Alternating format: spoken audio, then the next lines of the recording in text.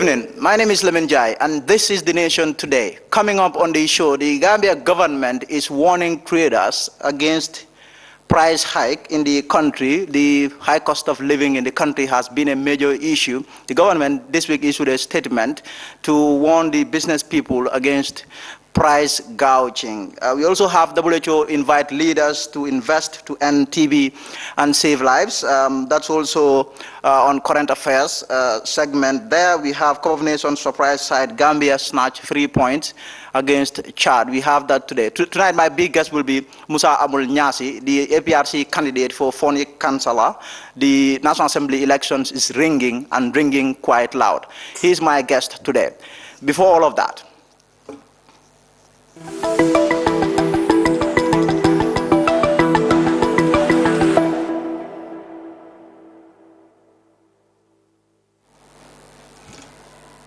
so let's get started, and I'll begin with my take for today.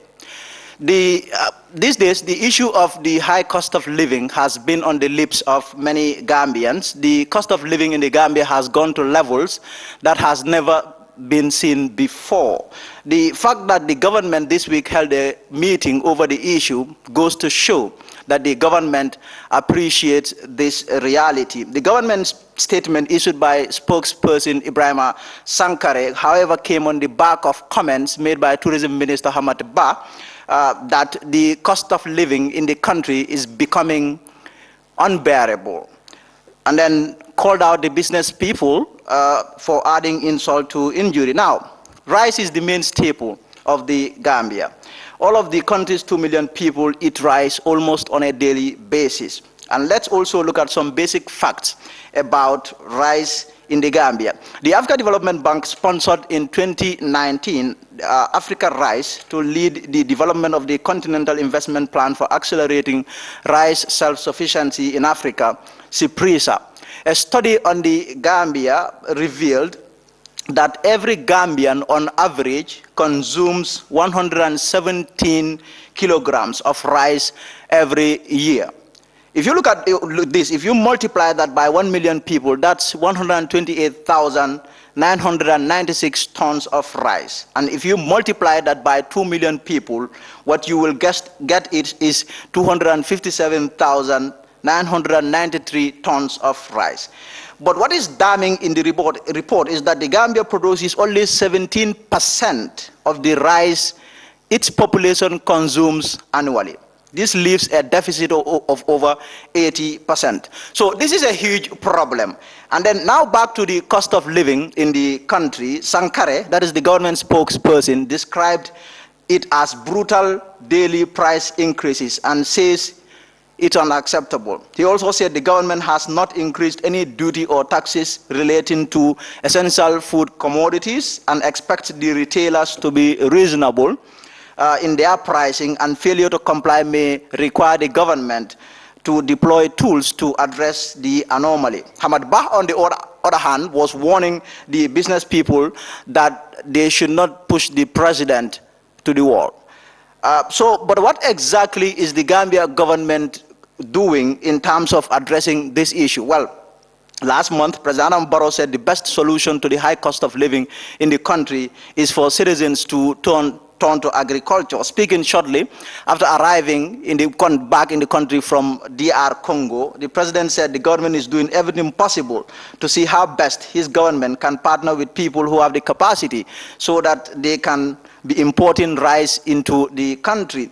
But he also insisted that the best solution is for us to go back to the land to see how best we can industrialize our agriculture.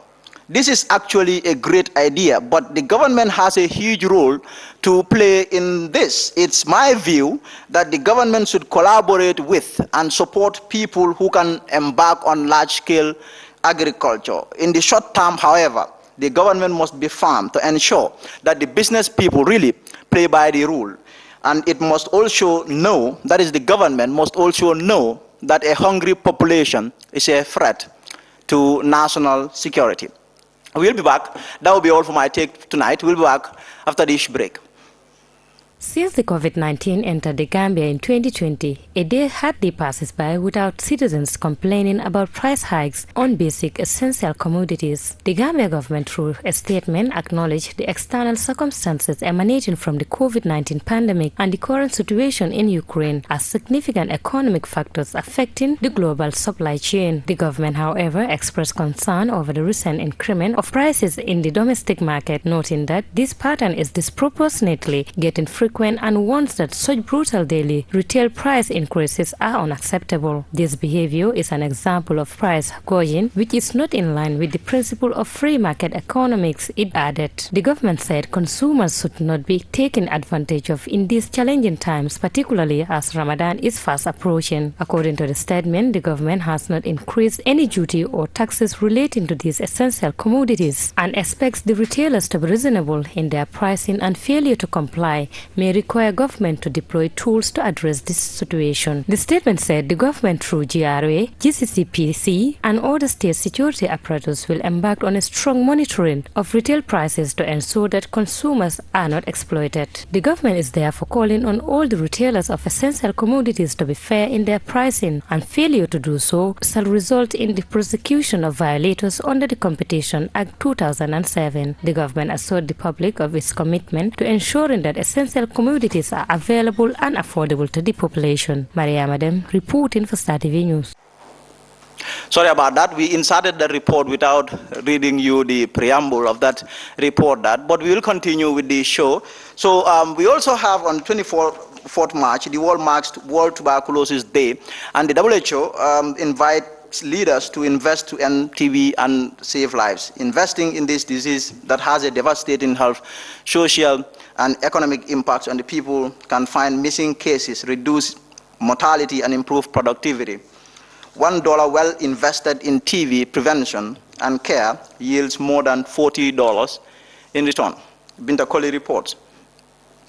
In 2020, the number of TB deaths in the WHO Eastern Mediterranean regions rose from the first time in over a decade, from 77,700 to 83,000. In 2021, WHO estimated that TB has killed more people worldwide than any other infectious disease except COVID-19. Treatment coverage decreased to 52%, meaning that approximately half of all people with TB were neither diagnosed nor treated. On World TB Day, Dr. Ahmad Al-Manhari, WHO Regional Director for the Eastern Mediterranean region, highlighted that the need to invest more to end TB within a holistic approach. In 2021, 38% of the resources needs for TB were unfunded. We need to invest and increase access to essential TB services for children and adults alike, and to address the socio-economic determinants of the disease in all their dimensions. I call on actors beyond the health sector to join us in the fight as per the WHO TB multi-sectoral accountability framework. The campaign is also an opportunity to reduce stigma. Over half of the children and adolescents with TB experiences difficulties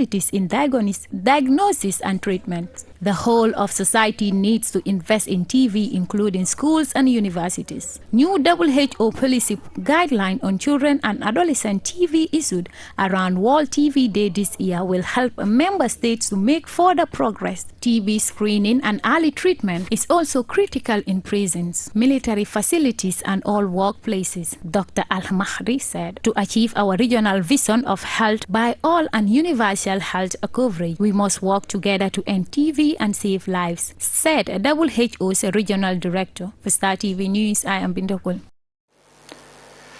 So welcome back. So the Gambia, who were the surprise package at the January AFCON competition, this year, this week also returned to action. They played Chad, where they beat Chad 1-0. More in this report by Jacqueline Colley. The Scorpions left it late in Yaoundé, with United Arab Emirates-based forward Steve Tarawale scoring in the 89th minute with assist from Musa Barrow to win the preliminary first-round leg. Gambia made a spectacular Cup of Nations debut 2 months ago, beating Mauritania, Tunisia and Guinea before losing a last-8 clash with hosts Cameroon. Before tackling Chad, Coach Tom Sanford warned his players to avoid becoming one-tournament wanderers, indicating that they want to qualify for the 2023 and 2025 Cup of Nations and the 2026 World Cup. He cited the example of Madagascar newcomers who stunned Nigeria when reaching the 2019 Cup of Nations quarterfinals in Egypt, only to miss out on the latest edition. Coach Tom Sanford expressed that he could have changed things, but he was satisfied with the performance of the boys yesterday, saying they didn't have enough time to prepare ahead of the match, but they will produce better results. But I was not happy that it meant that it was still 0-0. I mean, for 90 minutes I was waiting for that opening goal. When we scored the 1-0, I was naturally satisfied, but it's not over. There was 5 minutes extra time and even more, and Chad did everything to equalize. So a coach can never be happy during the game. You can celebrate 90 minutes and lose the game. I like to be nervous 90 minutes and win the game. So sure, we can improve things, but I'm quite satisfied with the boys who came in. We had to make some tactical changes. We had not much time to train, and now tonight we're gonna fly to Casablanca.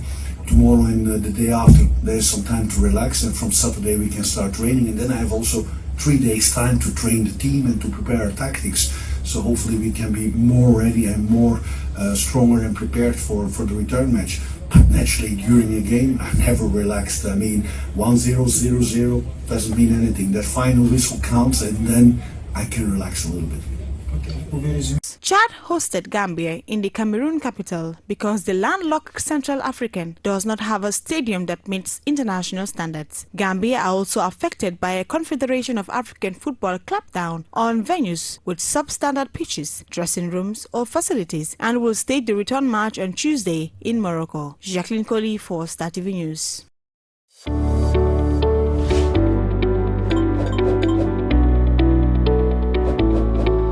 Wondering how to cash in using AfriMoney? Here are a few steps.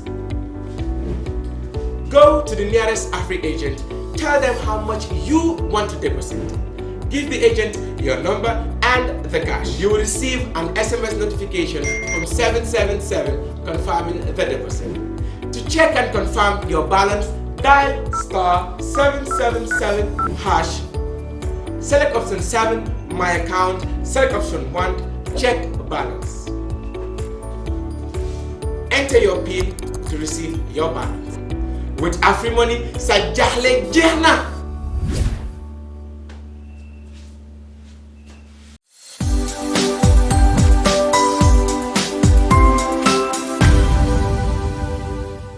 South Africa Global is the first and biggest private estate developer in the Gambia and present in 7 other African countries. We take pride in leading innovation in all spheres of real estate sector in the Gambia and beyond. As such, we are launching the development of the first smart and modern office and retail towers in the Gambia called Taft Twins. The Taft Twins is located in the heart of the Kanifing institutional area and 10 minutes drive away from Banjul. Taft Twins is designed to have 5 floors of office spaces ranging from 50 square meters to over 1,000 square meters, with 2 elevators, central air conditioning, 24 hours electricity and water supply, with the ground floor reserved for banking, supermarket, restaurant and coffee shop. For your bookings and reservations, please call now on 376-2333 or 776-2333. Thank you.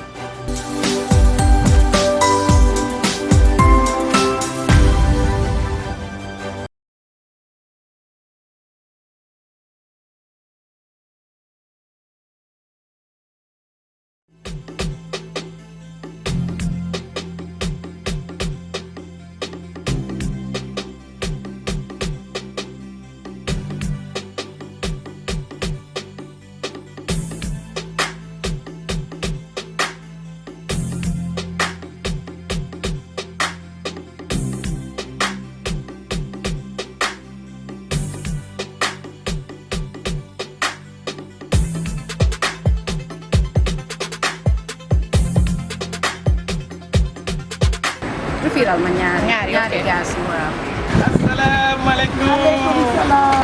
Naka liggéey bi? Ma ne ñu ngi si kawam sant yàlla. Mbaa yaa ngi ci jàmm? maa ngi si jàmm bu baax sant yàlla. Naka nga def? Sant yàlla bu baax. Jàmbare kay. Welcome to Jaaoyo Kairaba. Ndeysaan. Loo bëggoon gasoil wala essence? Dama ko daan defee rek. Aha kay. Xam nga man essence moom. Fii laa koy jëndee. waaw kii du seeka. Suñu essence bi moom macha allah. Ay waay ayca defal ma essence gaaw.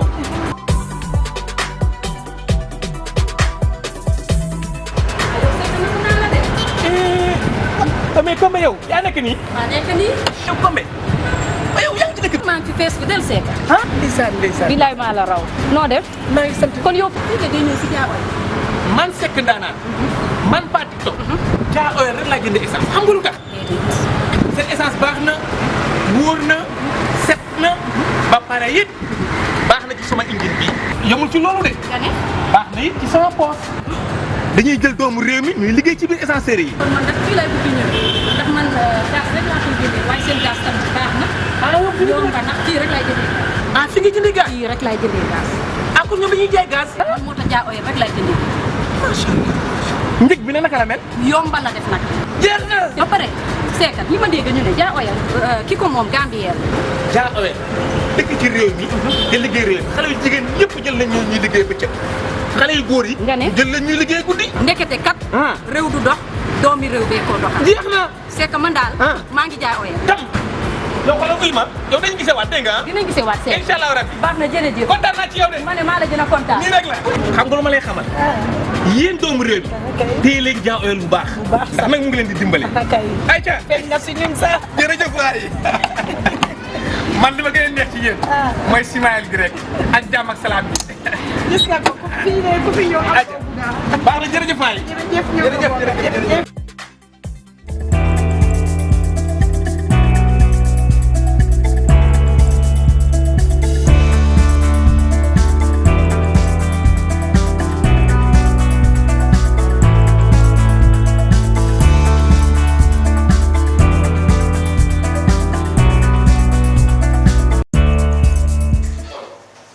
Thank you. So now we'll get to the interview. My guest tonight is Lamin Njie, the APRC candidate for Foni Councillor. He's also the spokesman of the APRC. He's my guest today. Thank you very much, Honorable, for coming. Thank you. It's a pleasure, Lamin. Thank you very much. You are seeking re-election in Foni Councillor. You come from a constituency that the former president Jammeh comes from, and you belong to the same party. Well, previously you were all in the same party, and here is the former president. You are one of those he accused of being traitors. You are no longer in good terms with him. He is sponsoring or supporting, if you like, a candidate of his own in Foni Councillor. Aren't you scared? Because given his influence, the influence he wields and the popularity he has in Foni Councillor, aren't you scared that you may not win Foni Councillor? Well, thank you, Lamin, for that question. I want to say, yes, there is a misunderstanding in the party, but I'm not convinced that the former president is sponsoring a candidate. Maybe there is someone using his name or going behind him to gain popularity and informing people. Did you try to confirm that? I'm coming. That informing people that he is sponsor or the former president is either supporting or sponsoring him, but I can't be convinced. Moving further, I think representation, as it is, goes beyond party lines. It's about what the individual can deliver to the people he represents, and if the vote is going to be based on that, nothing can scare me, because I have the firm belief and the conviction that the moment I have served Gambians, I have served Phonicas, I have served my constituent to the best of my ability. So that is why I'm not scared with whatever may be going underneath.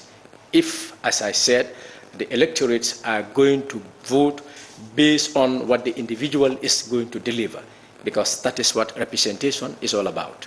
I have come across claims that Amul is finished in Foni Councillor. Foni Councillor is quite complex. You are saying the president, you are not convinced that the former president is sponsoring a candidate, but his No Alliance movement at least have confirmed that there is a candidate that they are sponsoring.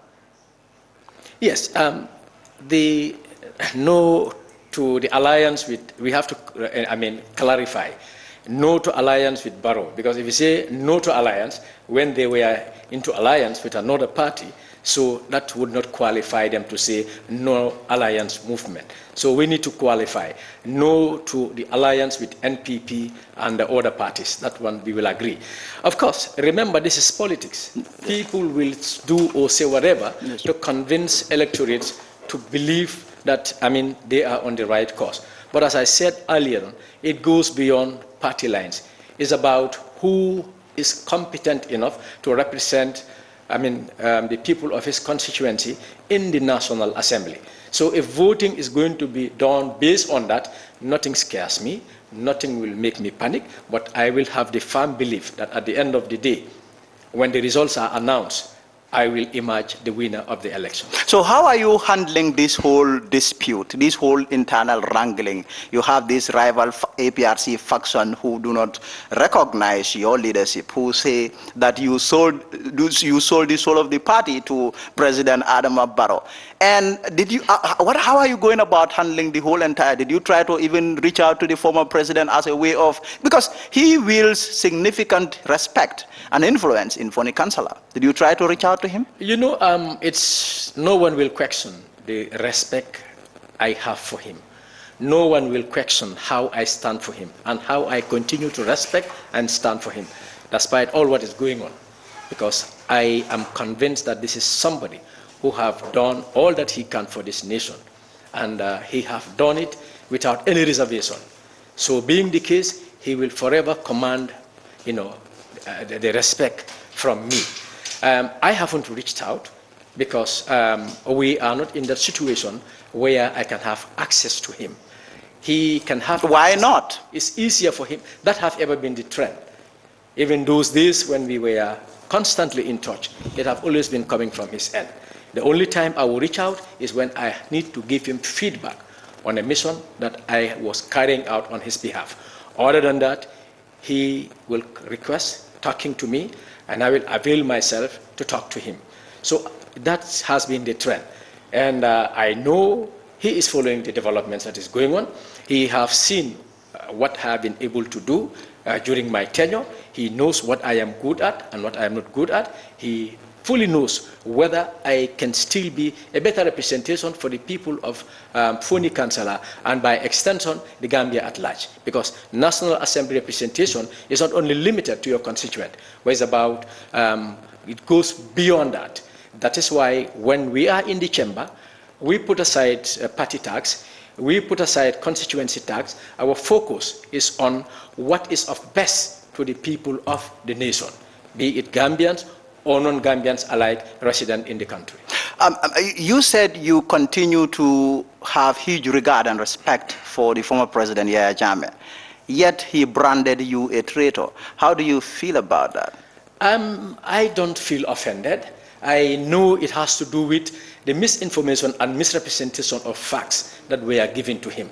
But I am convinced if today you may have access to him, what he branded us of being, he would have seen that is completely different from the reality on the ground.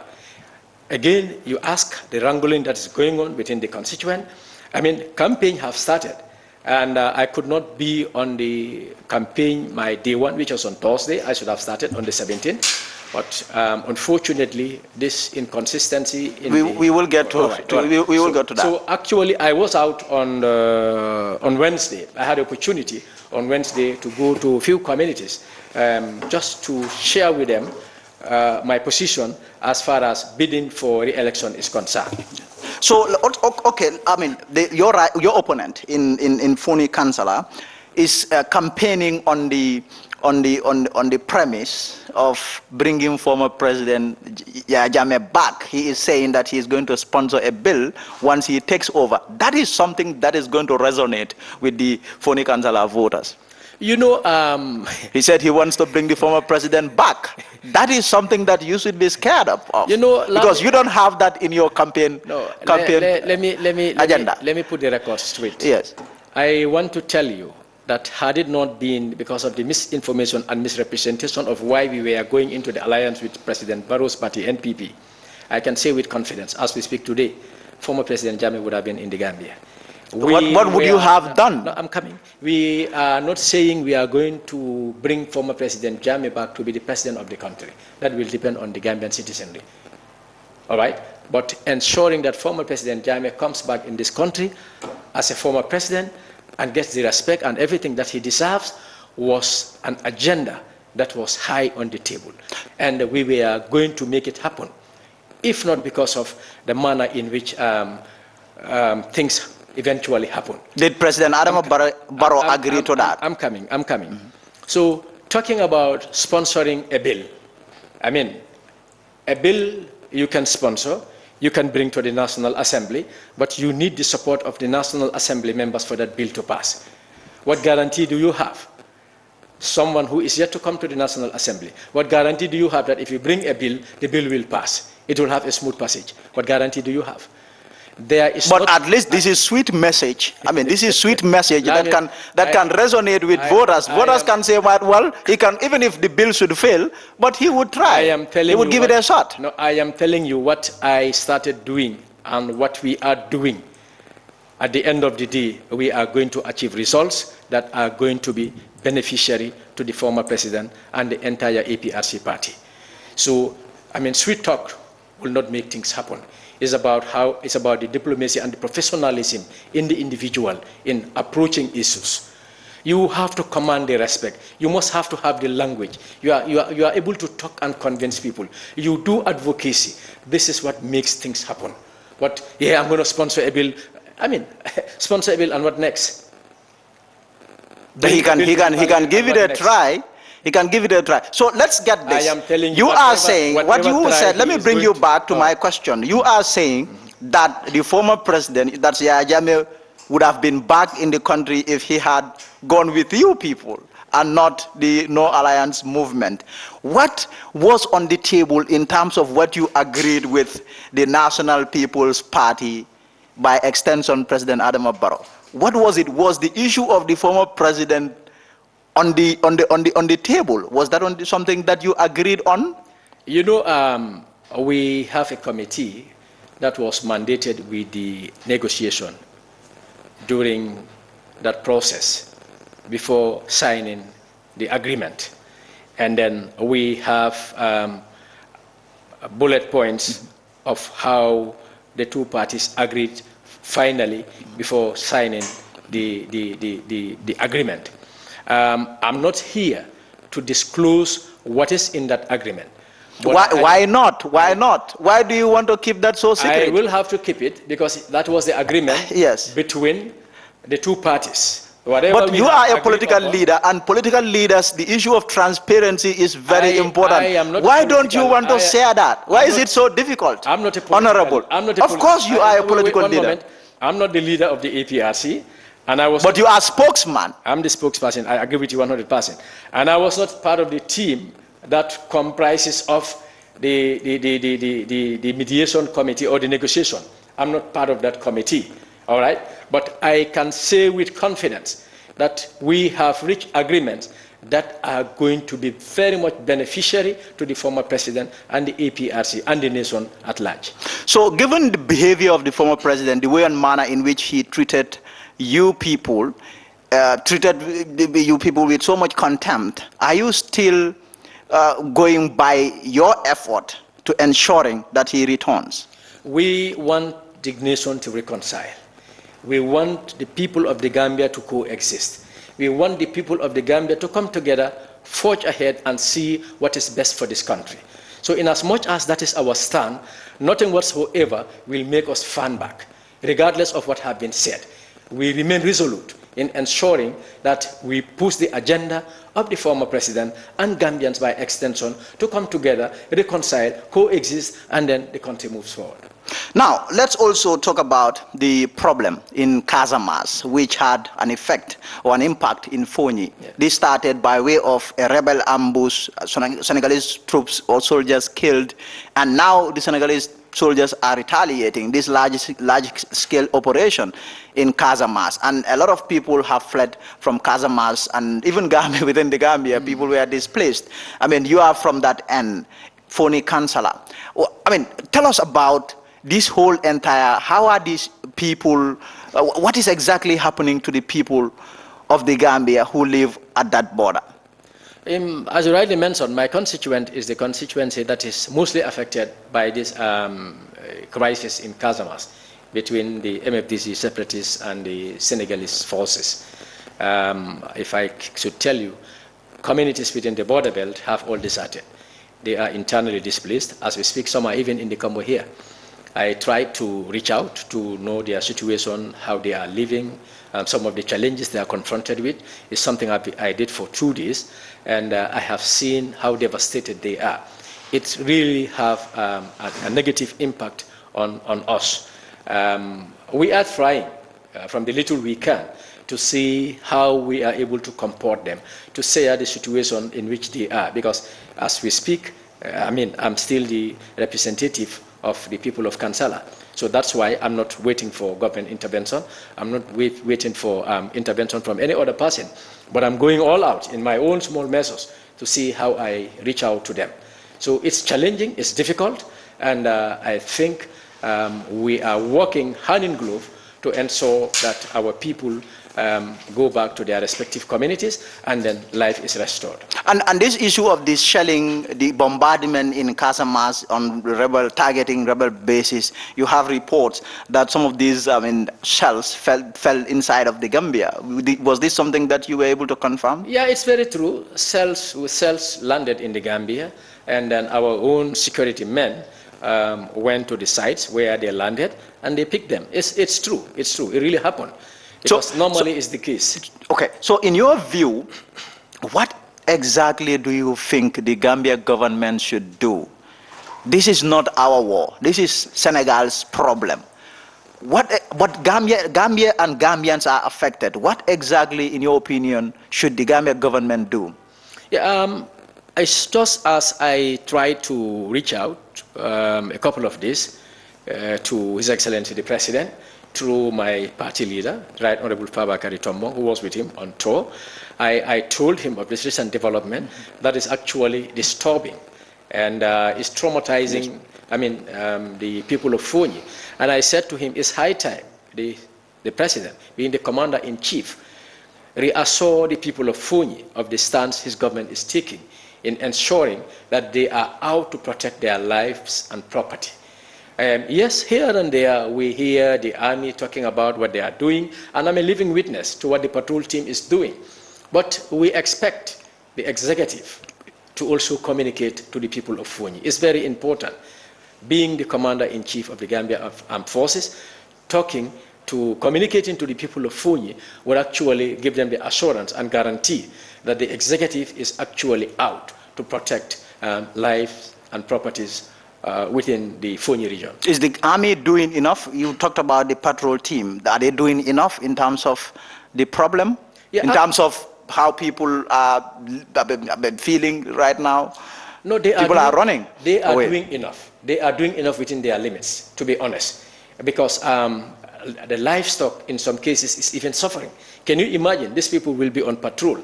And in some instances, they will see the cattle and the sheep, the goats,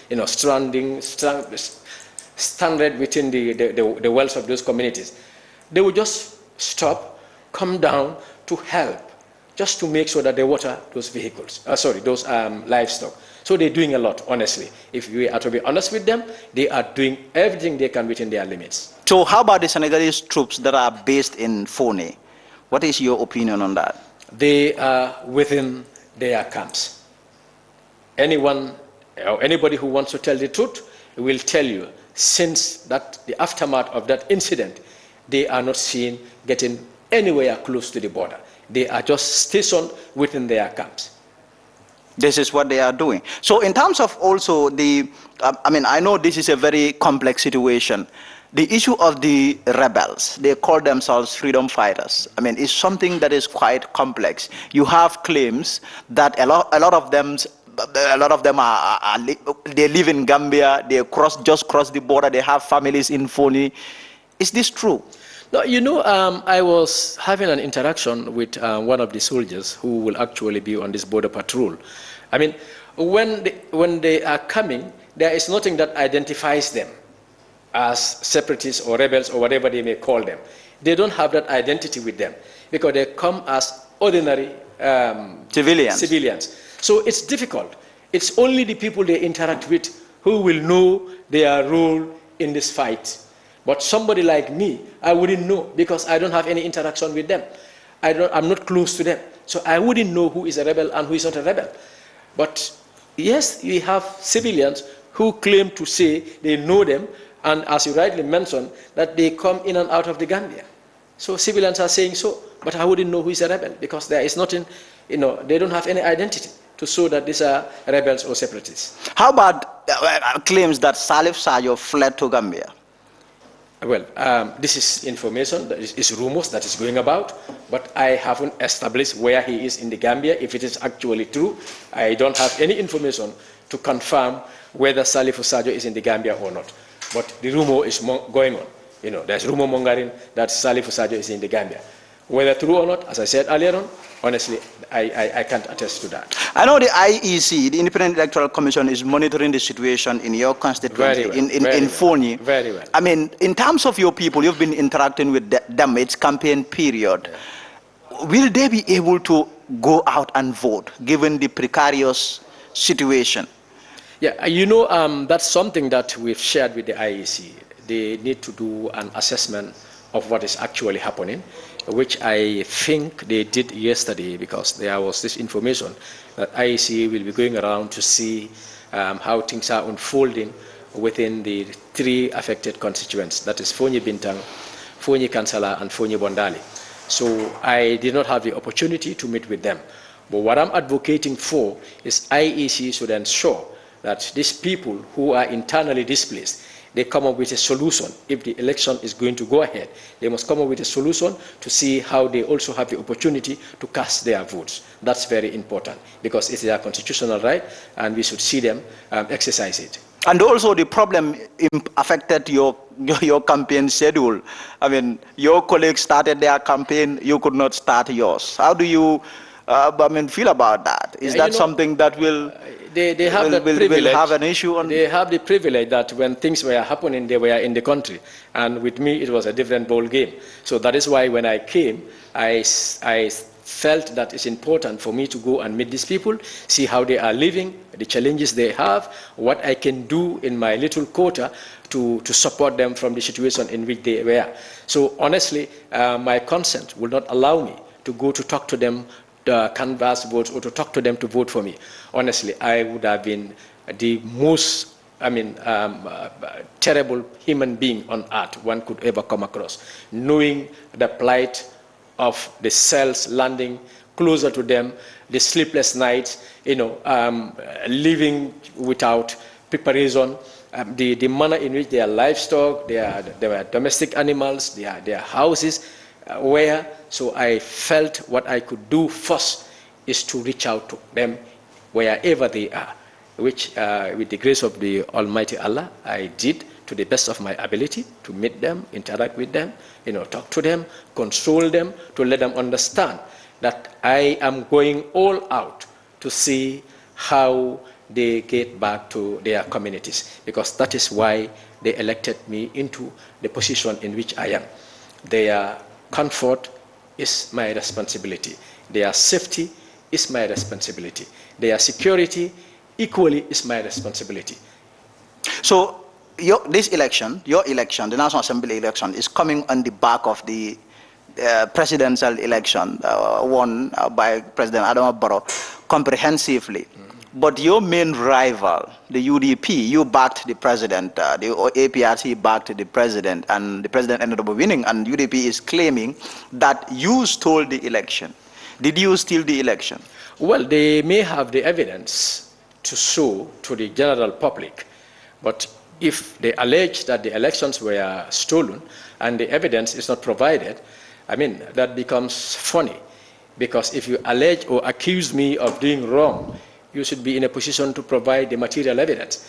So in as much as the material evidence is yet to be provided, let's just go and let's just go with the conclusion of the Independent Electoral Commission, IEC, that His Excellency President Adama Barrow, his party-led coalition, won massively, and then the elections were free, fair, and transparent generally. Well, at least they've been holding press conferences, and at these press conferences, we've been seeing them presenting documents, documents relating to registering citizens outside of the registration period. That this is illegal. They have a big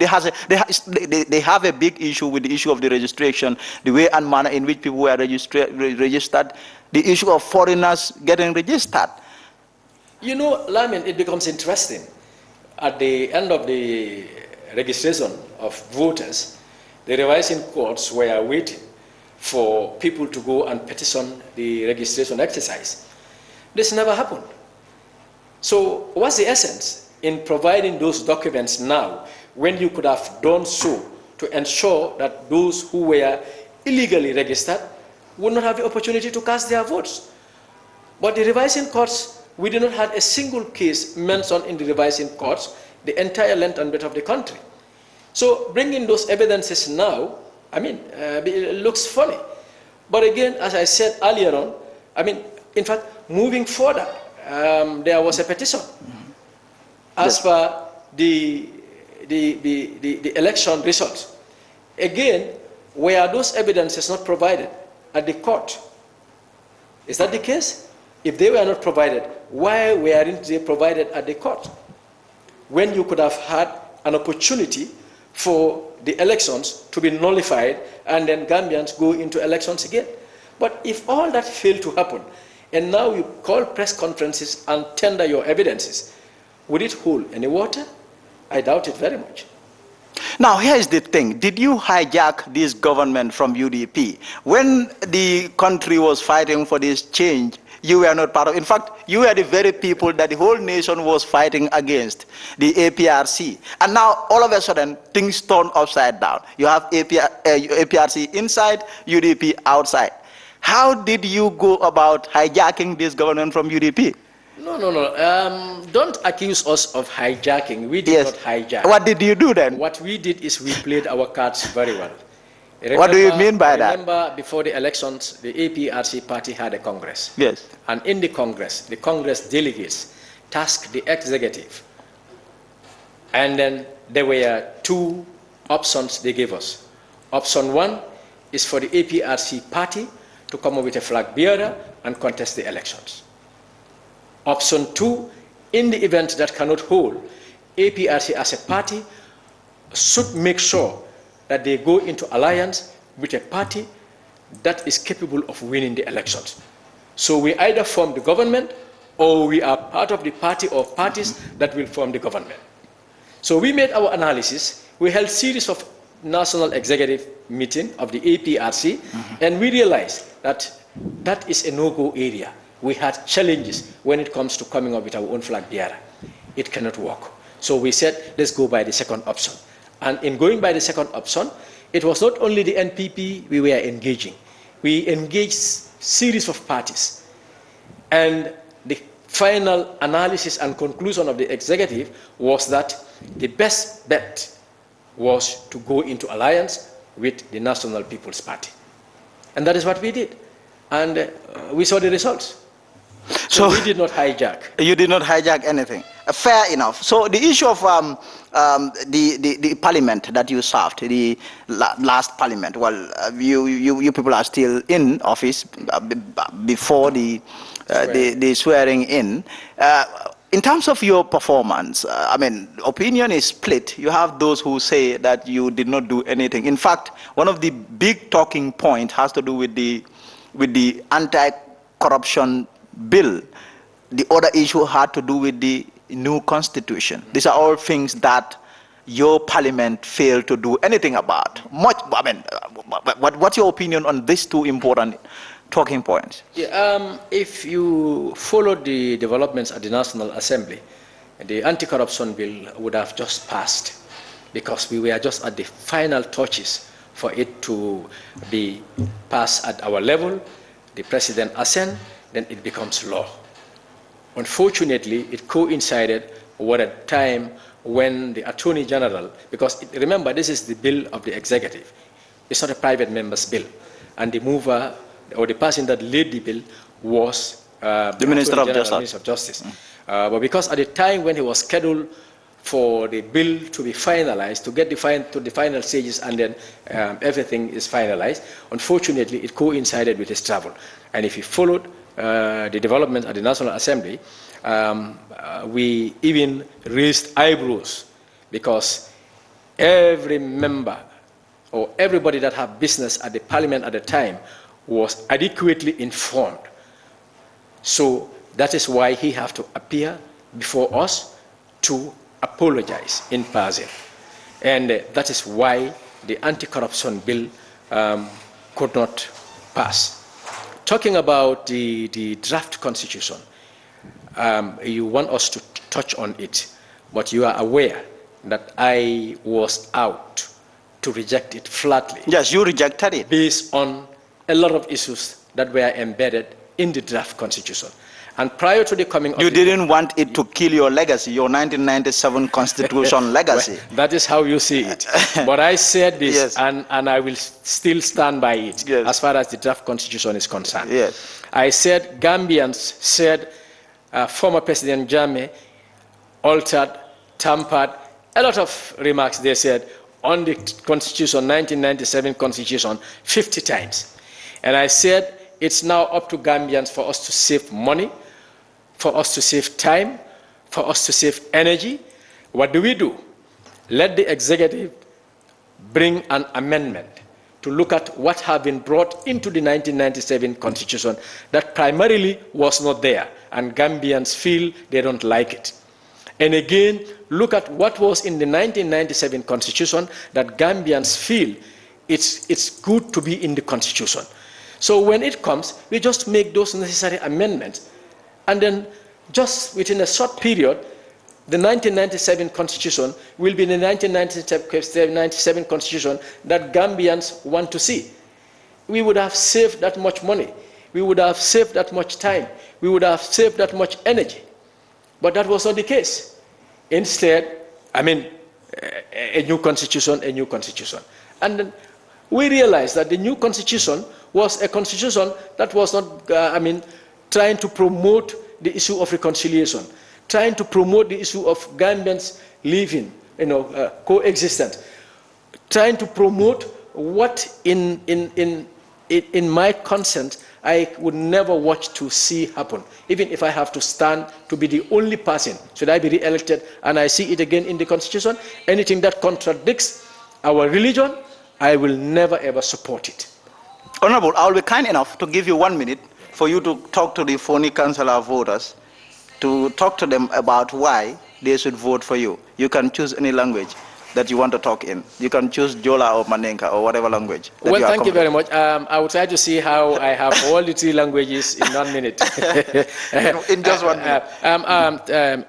Lamin Njie kati njomna sankene bukana kumbo kaise no metiko bujonkoro bolu anjiji keranya oyna minje Musa amul nyasi anu manje oyna ma député wolu buroka bumbo mbane kam misimita wasi san manja seje nyabe bane bo ni mangombe ka continue yak oto kam mojat njomna senu meti waniro ko misimita wasi futokas illa loto jat mante benen jat badle lambalink woto bamala bolu bone mi de nyes du ko nyeno mading juberi lalu mbading foni kan salankolu Musa amul nyasi wole bal nyati lingola kame itanda la don wole min sanji lulombe men kono te men bina bangola nga doko men kaliye nga wole ngania ka lafa nimma lafa ati talala woto wole atina mba kanina le bulu pour kal al sekal la carte ki soldina memba tinna la ngamurale député bungoto nga continue wo doko la mboki deglu kati ak yen mijano ak man sen dom sen natango di Musa amul nyasi may sakku si yen pour ngeen delo watma fi nga xamne fofu la neka di negi député yi ndikte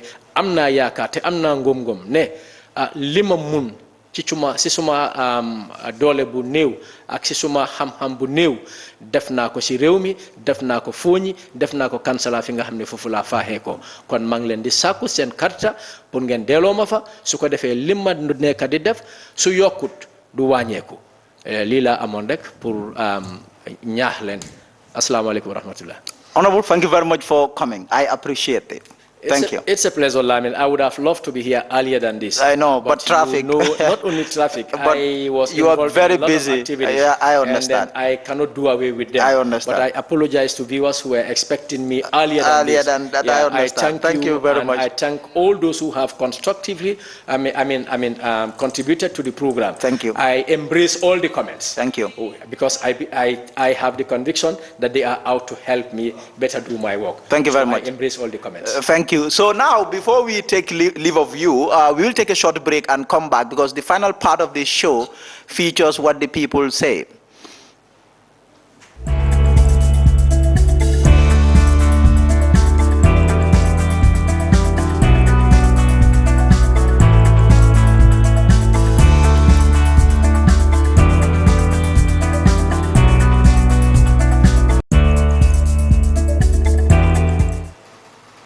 So now we'll go and look at what the people or citizens are saying in terms of the things that concern them, really.